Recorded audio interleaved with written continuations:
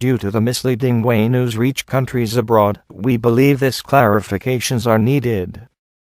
The chain of orchestrated protests and vandalism, perfectly well replicated in several parts of the country, shows that the disappearance and probable extermination of the 43 young normalistas from Ayotzinapa is part of a strategically placed trap to Mexico.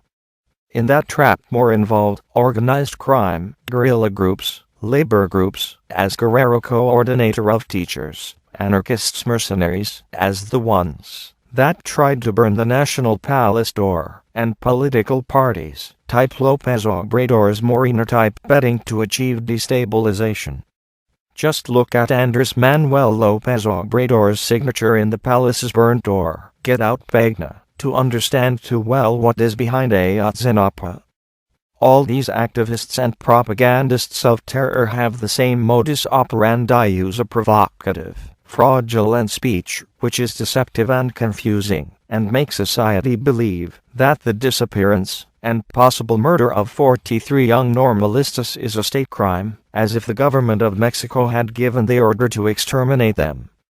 Anarchists and media are engaged in repeated speeches as alive they took them, alive we want them back, to create the perception that federal authorities are directly responsible for a crime against humanity, when the true intellectual perpetrators are the clearly identified drug lords and local officials colluded with them.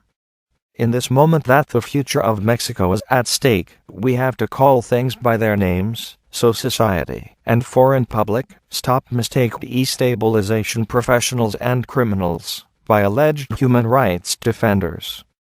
It is very striking that those who claim to defend the victims have forgotten the real culprits, especially the former mayor of Iguala, and organized crime, and come to the city of Mexico trying to get their vandalism appear on television screens, to create the effect that the country is burning.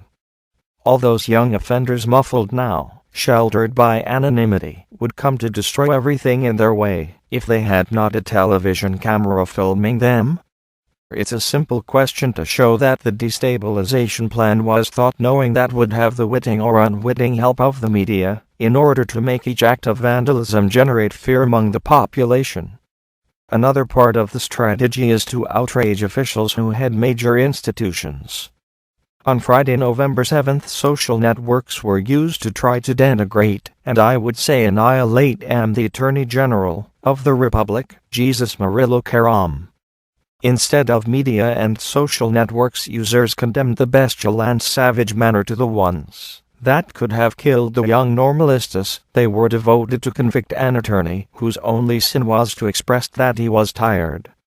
And amid all this gear of perversity, we cannot leave out students of the National Polytechnic Institute, whose mission today is no longer the democratization of their institute, but to enlarge the resolution of their conflict, to contribute to lawlessness. As days go, you can see more clearly the devil's ears.